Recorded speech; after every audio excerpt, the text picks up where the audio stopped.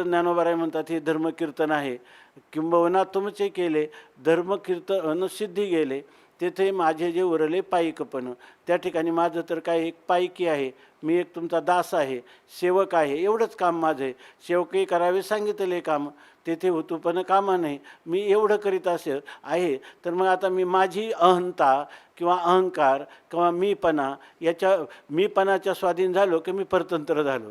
त्यापेक्षा मी तुम्हाला समर्पण केलं की तुमचे पुरे कराल तुम्ही त्याचा पूर्णता करणार आहेत. आता परिसमर्थाची आज्ञा दासान करवे अवज्ञा, तरी सांगितली जे संज्ञा, ते करीन आज्ञा स्वामीची. आता आम्ही काय करायचं? समर्थाची आज्ञा. आपण समर्थ आहात आणि आपण समर्थाने आम्हाला केलेली आज्ञा आहे.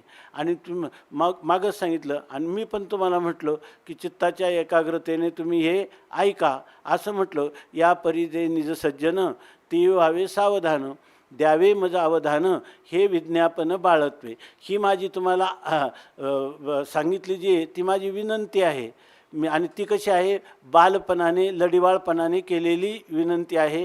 माऊलीसारखंच या ठिकाणी ते म्हणतात, परिप्रौढी हे न बोले होजी, तुम्हा सर्वज्ञांचे समाजी, द्यावे अवधान हे माझी विनवणी सलगीची. या ठिकाणी मी अत्यंत आत्मीयतेने आपल्याशी हे बोलत आहे.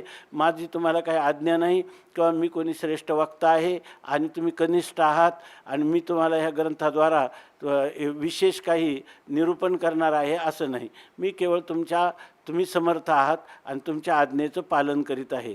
परिसमर्थाची आज्ञा दासान करवे अवज्ञा. जो दास आहे, दासाचं काम काय आहे?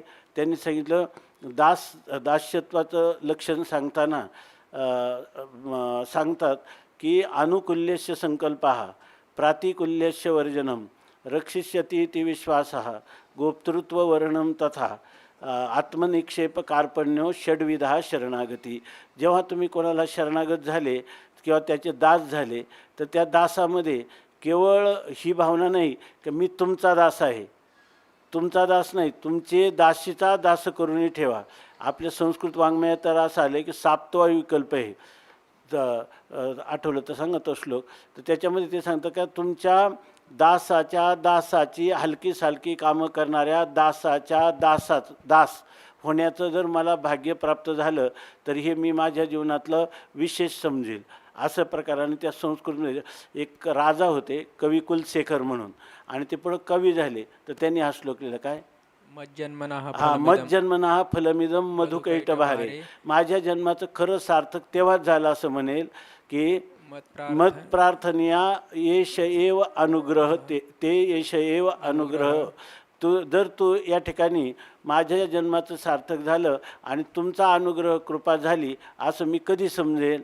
त्वद्भृत्य भृत्य भृत्यस्य भृत्य त्वद्भृत्य परिचारक तद्भृत्य भृत्य परिचारक भृत्य भृत्यस्य भृत्य इति मां स्मर लोकनाथ असं सांगितलं. तुमच्या सेवकाच्या परिचारकाच्या सेवकाचा सेवक, सातवा विकल्प आहे.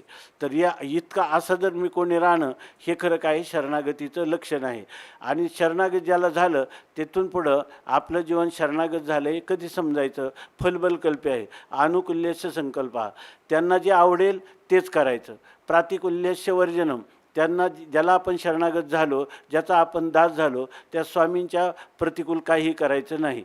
नंतर या ठिकाणी सांगितलं रक्षिष्यति ती विश्वासा, यांच्या समर्पण झाल्यावरच माझं खरं कल्याण होणार आहे असा दृढ विश्वास.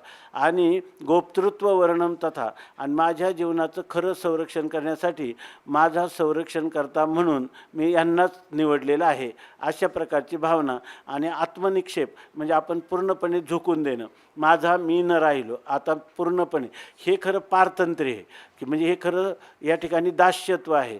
आणि पुन्हा कार्पण्य हे करत असताना आपण कोणी मोठे सेवा करणारे आहोत आणि अशा आपल्यासारखा सेवक यांना मिळणार नाही, आपल्यासारखा दास यांना मिळणार नाही, अशी भावना नाही, तर कार्पण्य भाव आहे. जसं अर्जुनाला गीता सांगायला भगवान जेव्हा अर्जुनाने कार्पण्यतेचा म्हणजे कृपणतेचा भाव म्हणजे दीनतेचा भाव, लीनतेचा भाव, याला कार्पण्य म्हणतात. आणि अशा प्रकारचे कृपणतेचा भाव स्वीकारला तर षड्विधा शरणागती याला म्हणतात. की ही अशी 6 गोष्टी जर त्याच्यात समाविष्ट असल्या तर त्याला काय म्हणतात, शरणागती असं म्हणतात. म्हणून म्हणतात आमचं काम एवढंच आहे की परिसमर्थाच्या आज्ञा दासान करवे अवज्ञा. समर्थाच्या आज्ञेचं अवज्ञा किंवा अतिक्रमण, उल्लंघन दासाला करता येत नाही. मग आता सांगितली जे संज्ञा, तुम्ही जे आम्हाला काम सांगितलं किंवा जे संकेत केला किंवा जे तुम्ही आम्हाला खूण सांगितली की अमुक करा, तर ते करीना आज्ञा स्वामींची, त्या स्वामींच्या आज्ञेप्रमाणे मी करील.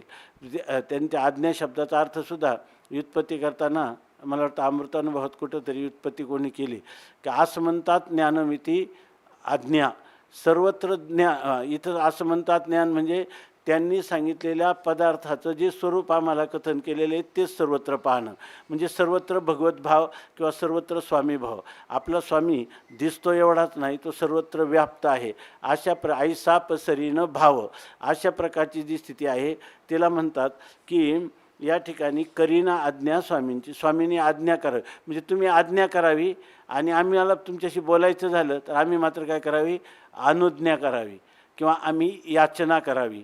किंवा त्याला दुसरा एक शब्द सकाळी गेला तो शब्द आपल्याला विज्ञापना करावी.